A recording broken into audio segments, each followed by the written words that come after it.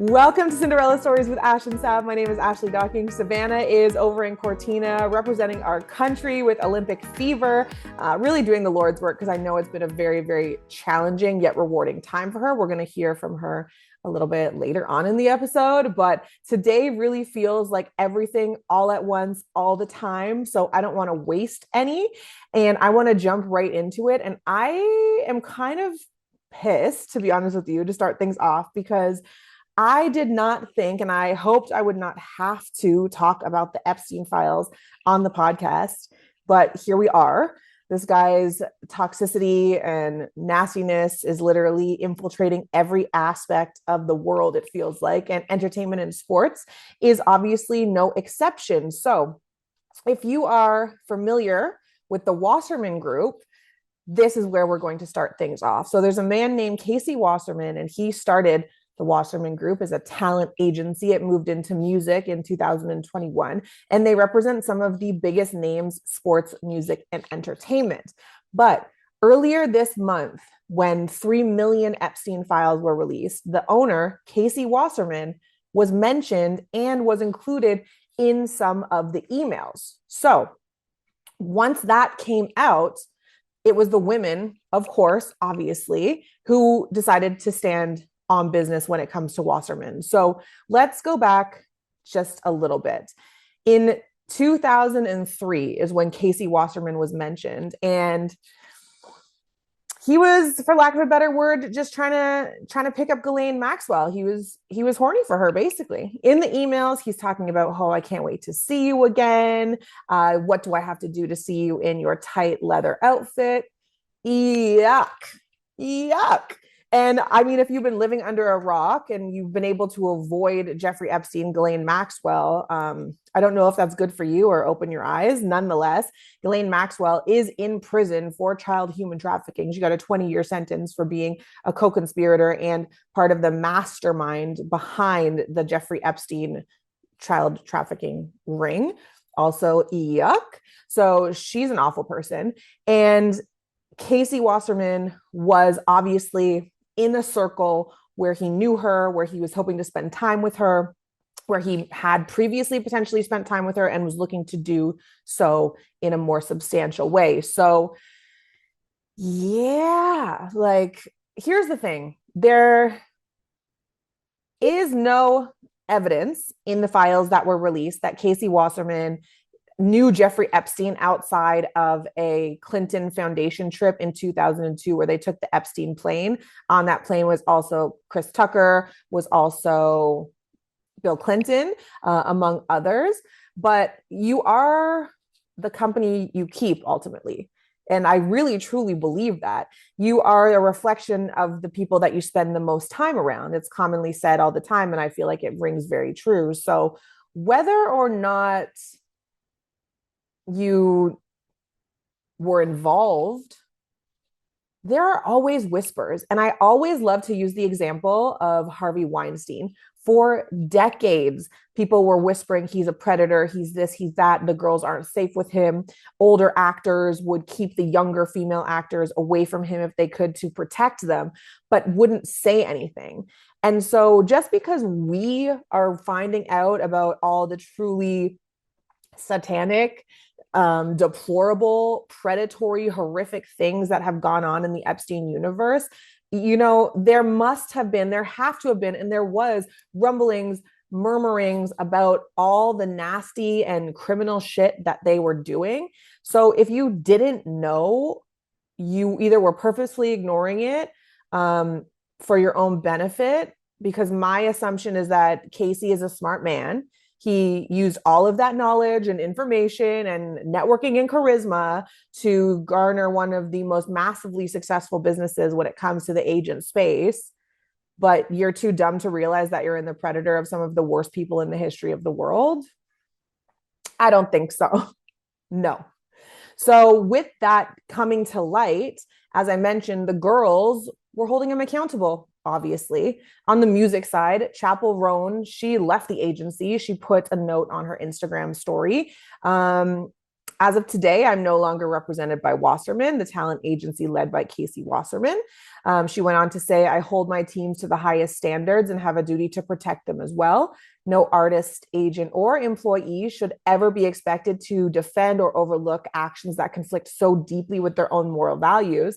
And the reason that this touches now in on the sports space, since that's what Cinderella Stories is all about, the legend, soccer legend, Abby Wambach also came off the top rope, elbow drop, and said, I'm also gone too. No threats, no ultimatums, very clear, very concise.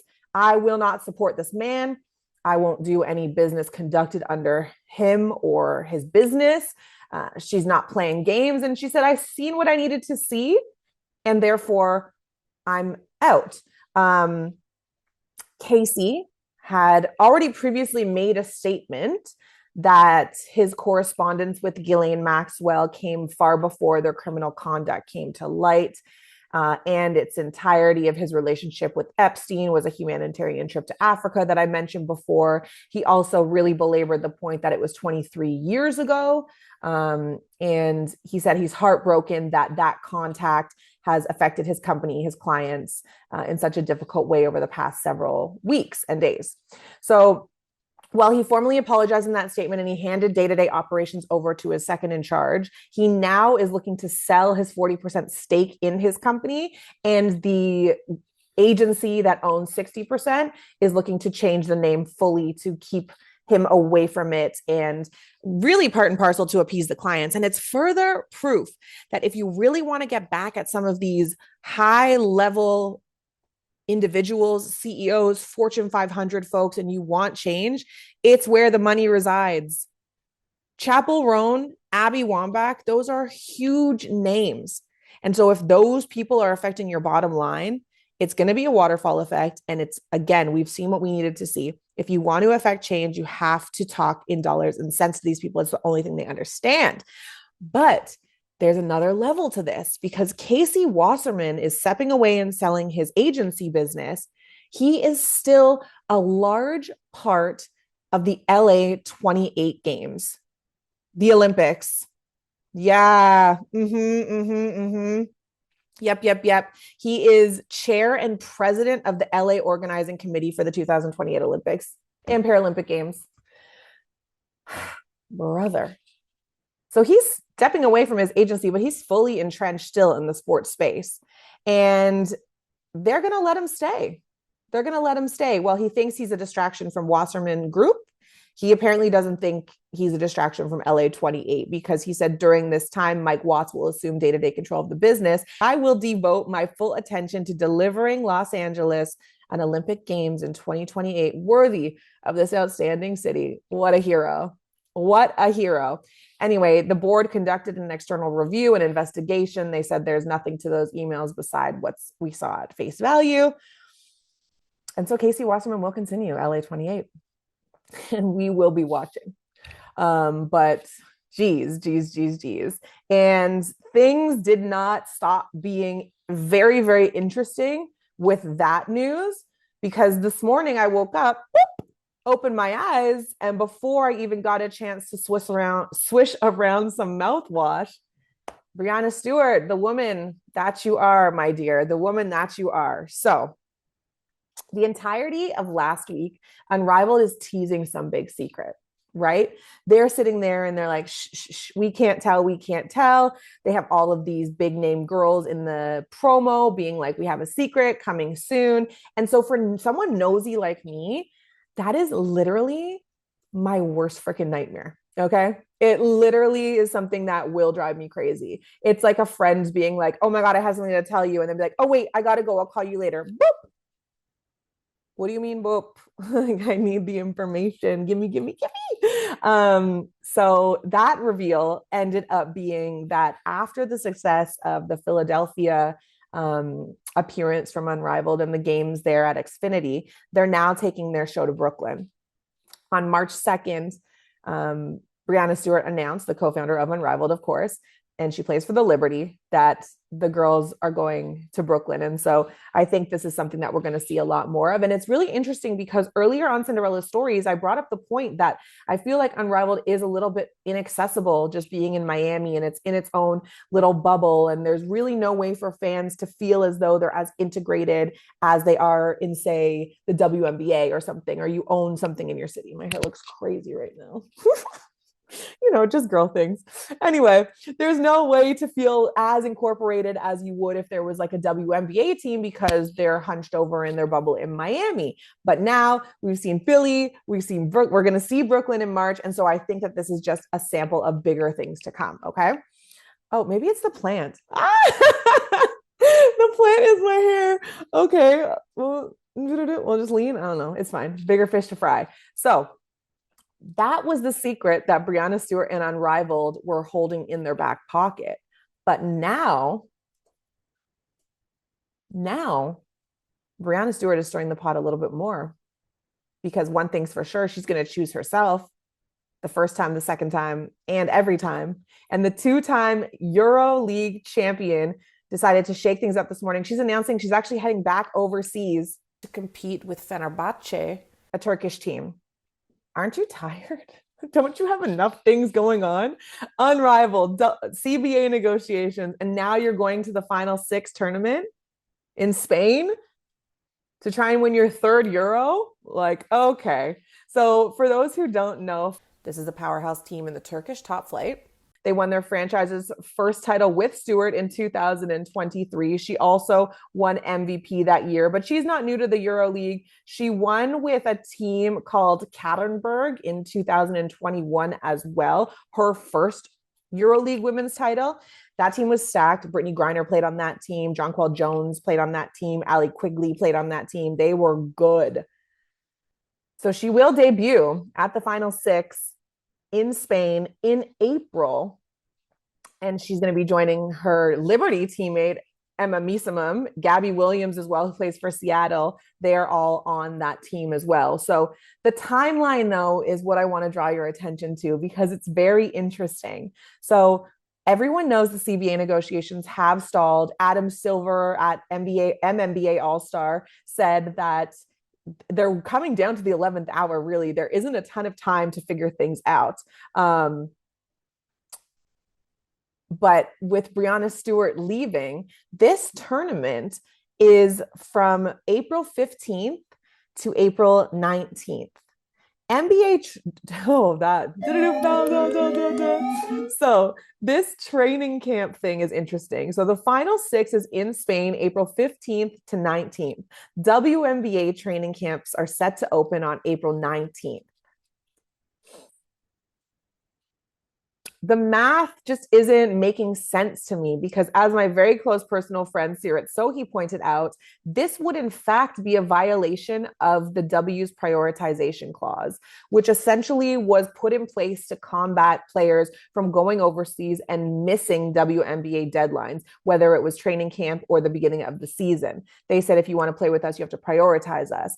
And if the season goes off without a hitch and they're able to get a deal done, Breanna Stewart will be in violation of that if Fenerbahce makes it to the finals, because it would be on the 19th when they're expected to report. So as Stewart mentioned, it's either that Stewie doesn't give a or is pessimistic about the state of the negotiations, or both. Doesn't think the league and PA's ability to get the CBA done in time for the season is looking good. I am very much here for this kind of behavior. It's a little petty, it's a little vengeful, and it's also a big reminder like, hey, I have other options.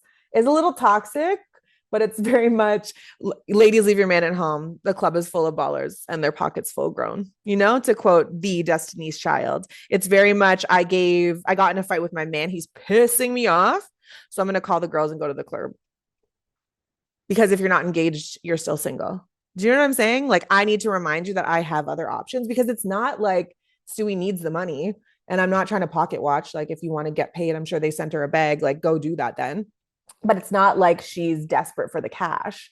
So it's very much a reminder. This is not a coincidence. There's no way that Breonna Stewart does anything without very much thinking out the repercussions and thinking it through. So it's very much a reminder to the W that there are other options out there for all the players. So, get that bag. She's got mouth to feed, I guess, but that's one of the more interesting things that we've seen in these recent CBA negotiations. And so I'm just clocking it now. And I'm going to say that it's something that definitely indicates pessimism in the negotiations. Because otherwise, what are you doing if you think you're going to be there on the 19th? So, anyway. Yeah. Huh? This one's kind of interesting, and I feel not me. I look like an evil villain when I do that. So I don't think that I heard anyone else talk about it, but it really struck me when I was watching the Olympic coverage for the women's hockey in general. The women's Olympic hockey. I was watching Team Canada lay a beat down on Germany 5-1. Shout out to the girls. You do have your work cut out for you when it comes to Team USA because you looked real bad in the 5-0 beatdown. Team USA is literally like actually slaying. They've only given up one goal. I think it was to Czechia in their opener. And then every time it was like 5-0, 6-0, shutout, no chance. It's going to be a daunting task for Team Canada in the finals. But nonetheless, I digress. I was watching the women's hockey panel during the intermission. And it was Claire Hanna, it was Haley Salvin, it was Cassie Campbell Pascal. And they're sponsored by Ozempic or Wegovy. And I feel like it interchanges.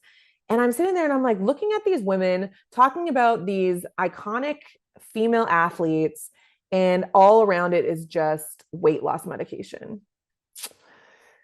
And it just didn't sit right with my soul. And maybe I'm overthinking it a little bit. And before you just stop immediately, because I understand what GLP-1s are for. It's a diabetic medication. Yes, I understand the side effects are rapid weight loss because it curbs hunger.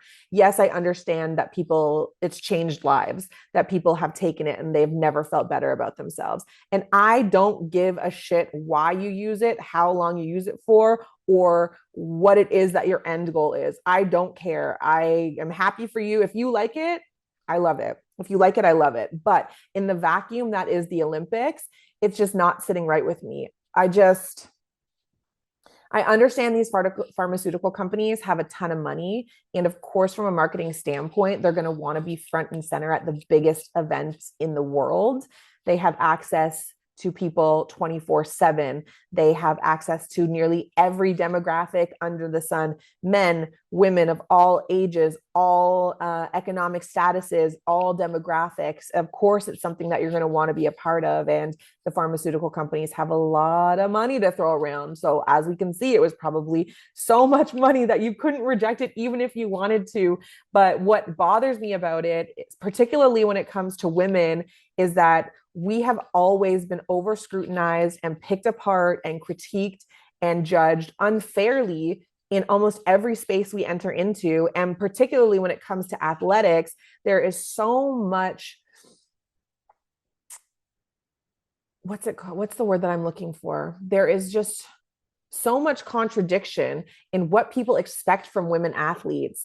And Iona Mayer is such a great example of that because she's a rugby player from Team USA, and she is strong and she is strapping and she is beautiful.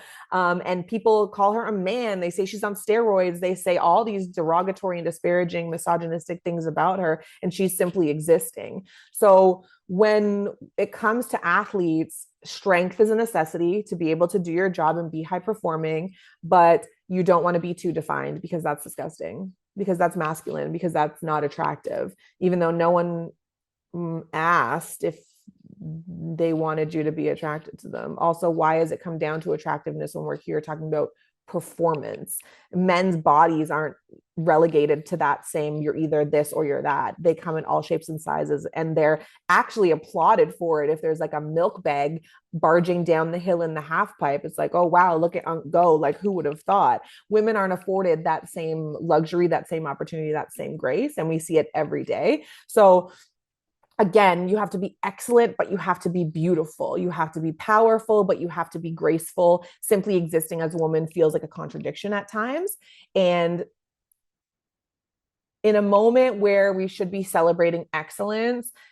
And to be fair, we're all sitting there with snacks, eating in our pajamas, probably critiquing performance. I didn't figure skating, those twizzles were awful, but we're hoping to be transported into a world and a time where we can only imagine what that would be like.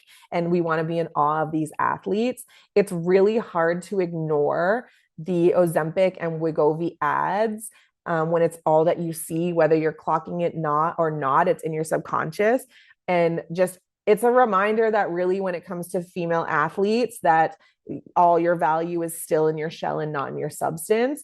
And it's really contradictory to the Olympic spirit, what all these women have accomplished and what they're hoping to do in terms of representing their country.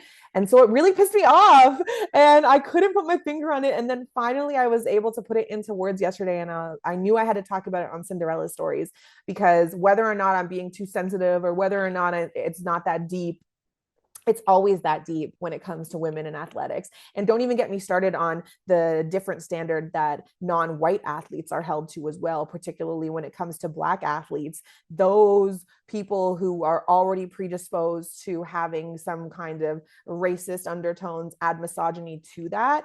And it's fucking impossible to win. And so I just thought it was something to be pointed out, and just a reminder that, you know, women's athletes also all come in all shapes and sizes, and that's okay. And it doesn't mean that your performance or your capabilities are lesser than other women who might be put into a box of someone that's more traditionally or worldwide view gorgeous or beautiful. You know what I'm saying? Just let them be and let them compete and leave it at that, because we've seen enough. We really have seen enough. Okay, so with that being said, I mentioned it earlier. This is Cinderella Stories with Ash and Sav.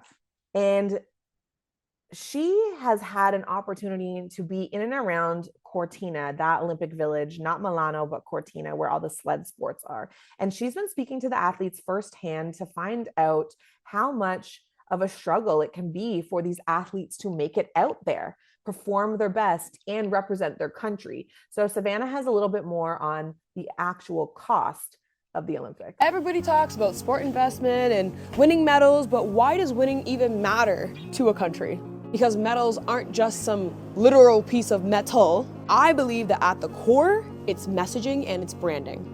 And I'll add one more thing to that, hope, but I'll get there in a sec. When a country wins on the Olympic stage, it really tells the world what that country values. And let's get deep. It could be excellence, it could be infrastructure, it could be innovation, it could be discipline. Those pieces of identity represented at the Olympic stage builds national pride. But it's more than that, because we all know it's about the money. When a country wins, it's free promotion, it boosts tourism. It can also inspire kids at home who are watching that also want to achieve great things, whether literally in the sports sense or anything that embodies the values that I mentioned. And here's the thing, in a world that has never felt more divided, countries internally can be divided. Sports and the Olympics especially is one of the only times that a country can confidently stand under the same flag together. So if winning matters, investment has to matter too. Now, as a journalist, this is actually my first Olympic Games. I'm sure you can see the mountains behind me. I'm in Cortina. So I wanted to share what I am hearing directly from athletes, organizers, and staff.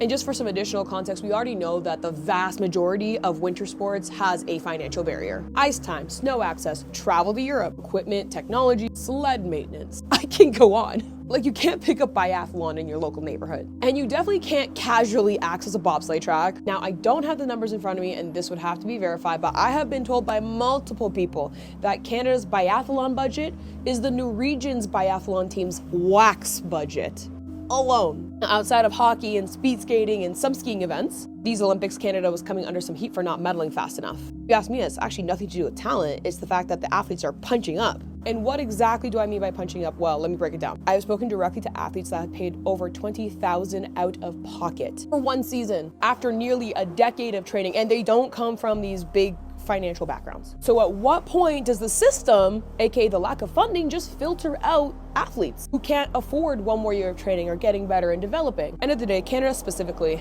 is one of the wealthiest countries in the world. And I'm not trying to put sport above healthcare or housing, but if Olympic success matters to us, which I think it clearly does, just imagine if the Olympic men's hockey team wasn't good. That would not sit right. But the investment always has to reflect that. Because medals don't happen by coincidence, they are the result of purposeful funding decisions made years prior. Because what these athletes represent on a global stage is not just medals. It's hope. Yes, and this is where we circle back. Hope that hard work pays off, or that excellence is possible. Hope that your country stands for something, and I'm talking about values. So if hope is what we're celebrating truly on the podium, and pride, then we have to invest in it long before the anthem plays. And I think the real question truly isn't even why winning matters. I think it's whether we are willing to fund the hope, aka the people, that we say that we believe in. There are so many stories in the Olympics to tell, and it is a time in sport where you want to focus on the positive or the inspiring or even the controversial IOC decision not to let certain athletes wear or not wear various things. So Savannah having these very informative conversations leaves a lot to be desired from the Canadian support standpoint. We mentioned it before. There was a billionaire in the United States who decided to give every Olympic athlete competing $200,000 each, despite their results, just for simply being there. And that money goes a long way. And quite frankly, for a lot of those people, that money is probably already gone. That's going straight on my visa. That's paying my property tax because I've been delinquent because I've been trying to train and represent the country in this eagle skirt that we got that is fire that I really, really want. But yeah, thank you, Savannah. We miss you. Come home soon. And then speaking of the village, two things. 10,000 condoms in 72 hours, you guys. Is this actually what you actually need them, or is it aspirational and it's just because they're free and people love free stuff no matter what it is? I have questions, but there was a report coming out of the Cortina village specifically. Savannah, do you have anything else to tell us? that 10,000 condoms were gone in 72 hours and they had to restock to make sure that everybody was being safe out there because we value sexual liberty here on Cinderella Stories, but we want to make sure, that we're safe. But that's something that the Olympics are known for, right? Is like hookup culture. And it's just a bunch of hot people who are meeting each other. Like it makes total sense. But there's one woman in particular, her name's Sophia Kirkby, and she is the bachelorette baddie of the Olympic Village. So you have to understand that once you've done your sport, once you've done your run, there's nothing but time for you in the village before you go about judging, which I know no one watching this would do because we're all girls here. But some events you don't even require a qualifier. You just go and you do the event and your time is your time and you're either in or you're out. And even if you do have a qualifier, it's spanned over 2-3 days, very maximum, and then you're done. So what's a girl to do when you have cute outfits and time and the Olympic Village of your disposal? Well, you would have to personally drag me out of there fighting tooth and nail. And Sophia has done her very best to make the most of it. So she's been shooting her shot literally at the Olympics.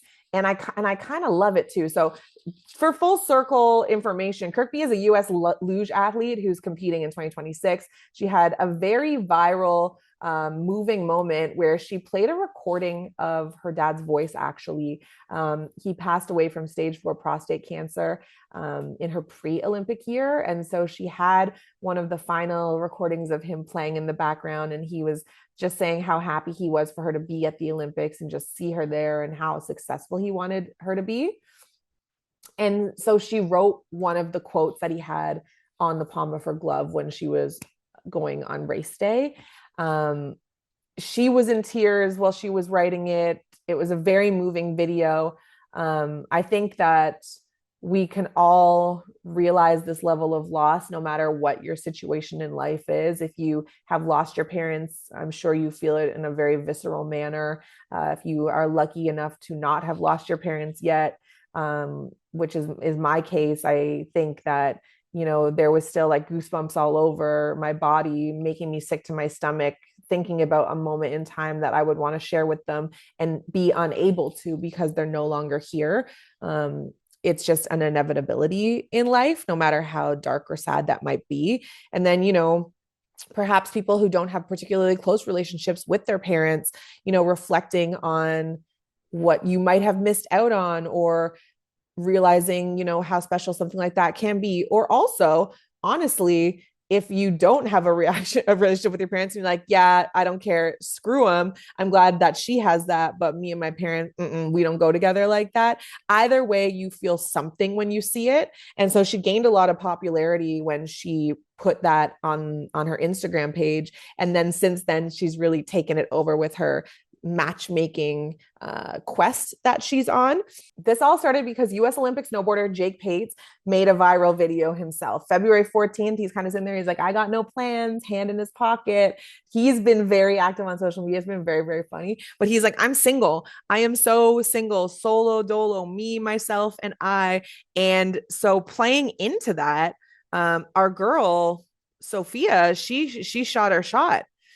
She saw Jake's video. She replied to it. She's like, hey, Jake, I also have no plans on the 14th. Like, do you want to get into something? First of all, turns out that he didn't reply. I would simply pass away. I would perish. I would deactivate my account. But she's a better woman than me. And she didn't have all her eggs in one basket. She was building a roster. So as early as February 4th, she's been posting about being the village's most eligible bachelorette, multitasking, and it worked because Kirkby's open solicitation to be taken out and wined and dined. Yeah, there was a man, a US citizen living in the UK, flew himself in to take her out on Valentine's Day. I chalk it up under things that you absolutely love to see, because she posted about the date after. She said, he actually came to Cortina to see me. He's a guy who just DM'd me a couple weeks ago. And then he's like, hey, Sophia, would it be weird? I have a couple of days off work. Can I please come out and visit you? They went to a spa. They went to dinner. She posted him, but she covered his face with a wine glass. No face, no case, no hard launch, until they really earned it. But this is what we want to see coming from the Olympic content. And this is why we love the Olympics so much, because there's so many highs, there's so many lows, there's political moments, there's human moments, there's personal moments. And honestly, from a money standpoint, a money perspective, it's an opportunity for these athletes who are really obscure, quite frankly. Like, no one's on a day-to-day following luge. No one's on a day-to-day following luge. I feel like that's a fair thing to say, unless you're like actually into luge. But now it's like, I know who Sophia is. I know who Jake is. And now maybe because of the funding issue that Sav talked about, they can get a little bit more money and help their Olympic dreams and return to the Olympics be a little bit less stressful. And honestly, at a certain point, hopefully lucrative. So again, he flew himself into Cortina to take her out on a date. Girls, the bare minimum. We're not doing it anymore. We're not doing it anymore. I want you to be safe out there. I want you to want better for yourselves. And so unless they're putting in even a little bit of effort, and again, that's just one date. Okay, what about it? Doesn't mean I'm going to marry you. But again, we're not operating here on thoughts and prayers. We're not operating here on action or on words, not actions. And so that's what I'm going to leave you with today. If Sophia can do it, so can you. And don't let any bums steal your heart. It's not worth it. It is not worth it. But that's it for Cinderella Stories today. A quick and dirty episode with a lot for you to hopefully digest. And once again, we appreciate you guys tuning in. Make sure you comment, subscribe. Let us know if there's anything that you want to hear more about. Sav is going to come back in 3 weeks. I think she'll be back. So we'll hear a lot more about her experience and be able to dive deep on topics together. But in the meantime, thank you so much. This has been Cinderella Stories with Ash and Sav. I'm Ashley Docking, and we'll see you next time. Bye.